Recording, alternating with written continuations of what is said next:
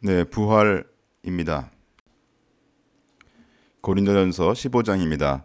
내가 받은 것을 먼저 너희에게 전하였노니 이는 성경대로 그리스도께서 우리 죄를 위하여 죽으시고 장사 지낸 바 되었다가 성경대로 사흘 만에 다시 살아나사. 주님께서 부활하신 것으로 죽은 자의 부활이 있다는 것은 확실해졌습니다. 주님께서는 완전히 죽으셨다가 부활하신 것입니다. 만약 주님께서 완전히 죽으신 것이 아니라 어느 정도 실신하신 것이라면, 어떤 사람은 이렇게 주장하는 사람이 있더라고요. 우리의 죄의 대가를 치르셨다고 말할 수가 없는 겁니다. 왜냐하면 하나님께서는 죄 있는 자는 반드시 죽어야 한다고 말씀하셨기 때문입니다. 그래서 죄의 대가는 사망인데 주님께서 우리 죄를 위해서 대신 십자가를 지셨다면 분명히 사망의 그 대가를 치러 주셔야 되기 때문에 예수님께서는 반드시 죽으시고 부활하신 것이 맞습니다. 주님께서는 우리의 죄를 대신 지시고 완전한 죽음을 맛보신 겁니다. 그러므로 성경은 말하기를 곧 죽음의 고난 받으심을 인하여 영광과 존귀로 관 쓰신 예수를 보니 이를 행하심은 하나님의 은혜로 말미암아 모든 사람을 위하여 죽음을 맛보려 하심이라고 말하고 있습니다.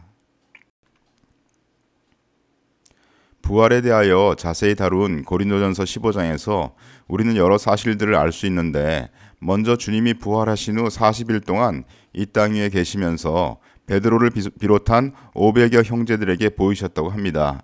그 중에 태반이나 고린도전서를 쓸 당시에 살아있다고 증거합니다. 우리는 이 말을 하는 사람들이 어떤 인격을 가지고 있는가를 주의해 볼 필요가 있습니다. 만약에 부활이 거짓이라면 주님이 부활하셨다고 하는 사람들은 거짓을 말한 거 아니겠습니까? 그런데 우리는 베드로나 바울이나 그 외 주님의 부활을 증거하는 형제들이 거짓에 대하여 단호히 거부하는 참된 삶을 산 것을 알고 있습니다. 과연 주님의 사도들이 부활에 대하여 거짓을 말할 수 있겠습니까? 만약 그러했다면 그들은 유대인들의 공격에 목숨을 걸기까지 대항하지는 않았을 것입니다. 예수님의 십자가 사건은 예루살렘에 있는 모든 사람들이 익히 아는 사건이었으며, 주님의 부활 사건과 그에 대한 전파는 한편 구석에서 되어진 사건이 아니라고 성경은 밝히 말하고 있습니다. 또한 성경은 죽은 자들이 신령하다는 것은 죄성이 없는, 지금 현재 우리가 가지고 있는 몸은 죄성이 있는 몸이죠. 그에 반해서 그 부활할 때 우리가 가질 몸은 신령한, 죄성을 지니지 않은 영광스러운 새 몸을 가지게 될 것을 약속합니다. 부활하신 후 예수님께서는 제자들이 유대인들이 두려워 문을 닫은 상태에 있었는데 그러함에도 불구하고 그 자리에 문을 열지 않고 오실 수 있는 그런 부활체를 가지고 그런 몸을 새로 입으시고 예수님은 오셨습니다. 우리도 예수님의 부활하신 몸과 같은 신령한 몸을 가지게 될 것입니다. 만일 죽은 자의 부활이 없다면 그리스도도 다시 살지 못하셨으리라고 성경은 말합니다. 만물이 주님을 위하여 창조되었기 때문에 만물의 으뜸이신 주님과 그분의 몸된 교회는 일체로 연결되어 있습니다. 주님은 교회의 머리이시고 교회는 그분의 몸이므로 주님의 부활은 우리가 부활할 것임을 확증하는 것이죠. 고린도전서 15장 다시 보겠습니다. 만일 죽은 자가 다시 사는 것이 없으면 그리스도도 다시 사신 것이 없었을 터이요. 그리스도께서 다시 사신 것이 없으면 너희의 믿음도 헛되고 너희가 여전히 죄 가운데 있을 것이요. 또한 그리스도 안에서 잠자는 자, 이 잠자는 자라는 것은 예수님 믿고 죽은 자들을 얘기하고 있습니다. 잠자는 자도 망하였으니 만일 그리스도 안에서 우리의 바라는 것이 다만 이 생뿐이면 모든 사람 가운데 우리가 더욱 불쌍한 자리라. 그리스도께서 부활하시지 않았다면 복음은 쓸데없는 것이며 우리의 믿음도 헛것이 될 것입니다. 우리의 믿음은 그리스도께서 부활하신 것에 근거를 두기 때문이죠. 왜냐하면 우리를 의롭다 하시기 위하여 주님께서 살아나셨기 때문입니다. 어떤 죄수가 2년형을 선고받고 감옥에서 2년을 살았어요. 그리고 나서 그는 추록하였습니다. 왜 그는 추록할 수 있었을까요? 왜냐하면 그의 죄값을 다 치렀기 때문입니다. 마찬가지로 주님께서 우리 죄를 위해서 십자가에서 피 흘리시고 죽으신 후에 3일 후에 다시 부활을 하셨는데, 그 부활을 하신 것을 보면 우리의 모든 죄값을 주님께서 이미 다 치르신 것을 알 수가 있습니다. 그러기에 주님께서 부활하실 수 있었다는 거죠.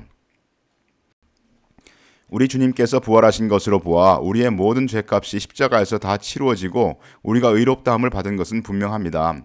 만약 그리스도께서 부활하시지 않으셨는데도 우리가 그렇게 믿고 죄사함의 기쁨을 누리고 있다면 우리의 기쁨은 사실에 근거하지 않은 단지 심리적인 속임수에 불과할 것입니다. 고린도전서 15장 다시 보겠습니다. 내가 범인처럼 에베소에서 맹수로 더불어 싸웠으면 내게 무슨 유익이 있느뇨? 죽은 자가 다시 살지 못할 것이면 내일 죽을 터이니 먹고 마시자 하리라. 속지 말라. 악한 동무들은 선한 행실을 더럽히나니 죽은 자의 부활이 없다고 믿는 자는 필시 현세의 삶의 쾌락을 누리는 것을 목표로 하겠죠. 그것이 어떤 식으로 표현이 되든지 간에 부활이 없다고 하는 자들은 절대적인 선이란 존재하지 않는다고 생각합니다. 그들의 모든 삶의 의미는 현세에 있으며 오직 거기에만 있습니다.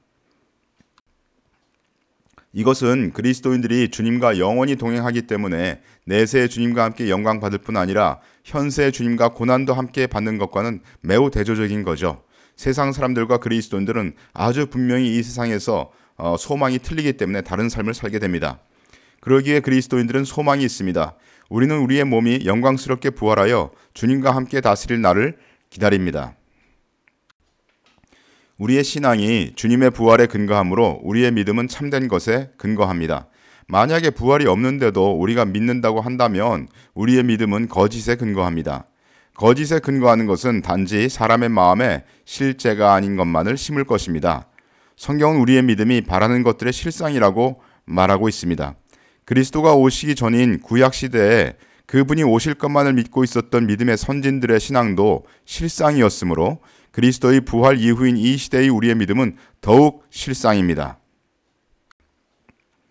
이 믿음이 참된 분 그리스도와 참된 사실에 근거하므로 우리는 악한 자 사단을 이길 수가 있습니다.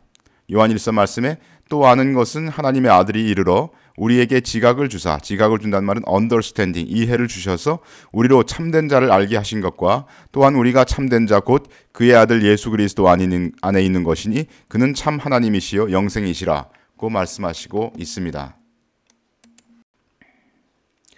주님께서 이 땅에 계실 때 자신의 부활을 몇 번 언급하셨지만 제자들은 그 말씀을 깨닫지 못하였습니다.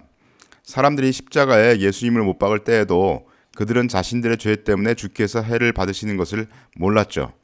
주님께서 부활하시고 승천하신 후에 오순절날 성령께서 제자들에게 임하셨을 때에 베드로는 증거하기를 이 예수를 하나님이 살리신지라 우리가 다 이 일의 증인이로다.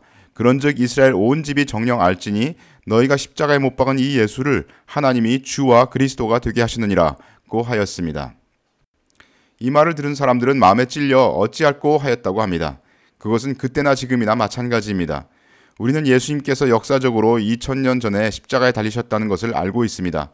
그러나 그분은 온 인류의 죄, 곧 나의 죄를 대신하여 거기 달리셨습니다. 나의 죄가 곧 그분을 십자가로 가게 한 것입니다. 우리는 주님의 십자가를 대할 때 그때 이스라엘 사람들이 어찌할꼬 했던 것과 같은 심정을 가지게 됩니다. 그리고 그분께서 죽으신 것의 의미를 이제 비로소 알게 됩니다. 그때 그분께서 말씀하셨던 것이 우리 안에서 체험되게 되는 거죠. 내가 다시 너희를 보리니 너희 마음이 기쁠 것이요 너희 기쁨을 빼앗을 자가 없느니라고 주님께서 말씀하셨습니다. 하나님께서 아브라함에게 그의 아들 이삭을 모리아 땅의 산에서 불에 태워 제사 지내라고 하셨습니다. 그런데 하나님께서는 또 다른 곳에서 말씀하시기를 결단코 자녀를 몰렉은 암몬 족속의 우상이죠. 자녀를 그 우상에게 주어서 불로 통각해 말라고 하셨습니다. 그것은 가증한 것이라고 하셨어요. 그렇다면 아브라함에게는 하나님께서 왜 그와 같이 말씀하셨을까요? 그러니까 하나님은 분명히 자녀를 불로 태워서 그 우상에게 드리지 말라고 했는데 또 아브라함에게는 그의 아들 이삭을 불로 태워서 제사 지내라고 하셨습니다. 그럼 두 개가 모순이 아닐까요? 또 문제는 뭐냐면 아브라함은 어떻게 하나님의 음성을 순종할 수가 있었습니까? 이 아브라함에게 말씀하신 이 하나님께서 아브라함이 생각할 때 이것이 하나님의 음성인지 아닌지 어떻게 아브라함은 분별할 수 있었을까요? 하나님께서는 그 전에 이미 아브라함에게 나타나셔서 그의 자손을 하늘의 별과 같이 많게 하시리라고 약속하셨습니다. 아브라함은 이에 대하여 바랄 수 없는 중에 바라고 믿음으로 100세나 되었을 때 그 아들 이삭을 얻게 됩니다. 그리하여서 아브라함은 하나님께서 죽은 자를 살리시며 없는 것을 있는 것 같이 부르시는 이심을 알게 되는 거죠. 다시 말해서 아브라함은 하나님께서 약속하신 것은 반드시 지키시는 것을 알게 되었고, 그것이 바로 백세나 자기 몸이 죽은 것 같은 그 백세가나 됐을 때 아들을 태어나게 하시는 하나님, 곧 부활의 하나님을 그는 알게 되었다는 거죠. 따라서 아브라함에게는 약속이 있었습니다. 아브라함의 자손이라 칭할 자는 이삭을 통하여서이다 라는 약속이 있었습니다.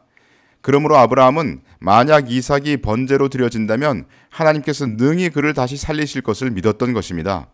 100세 때에 이삭이 은혜로 태어날 때 그는 하나님께서 죽은 자를 살리신다는 것을 알게 되었는데, 이제 그의 그 부활의 믿음을 하나님께서 실제적으로 시험하시는 것입니다. 아브라함은 우리 믿음의 조상으로 불리워지고 있습니다. 그리고 그의 믿음은 하나님께서 능히 죽은 자를 살리신다는 부활의 믿음인 것입니다. 따라서 우리의 믿음은 처음부터 부활의 믿음인 것입니다. 그 이삭의 번제 사건은 우리에게 하나님의 우리를 향한 구원의 계획을 비추어 주고 있습니다. 이삭은 하나님의 심판대 앞에서 죽을 수밖에 없는 우리와 같다고 하겠습니다. 이삭이 칼에 맞아 죽으려는 순간 하나님께서는 아브라함을 제지하시고 하나님께서 미리 예비해 놓으신 한 수양을 보여주십니다. 그 수양은 이삭 대신에 번제로 드려집니다. 그 수양이 우리를 위하여 하나님께서 미리 예비해 놓으신 구세주이신 그리스도를 뜻하지 않겠습니까? 보라, 세상 죄를 지고 가는 하나님의 어린 양이로다. 주님을 찬양합니다.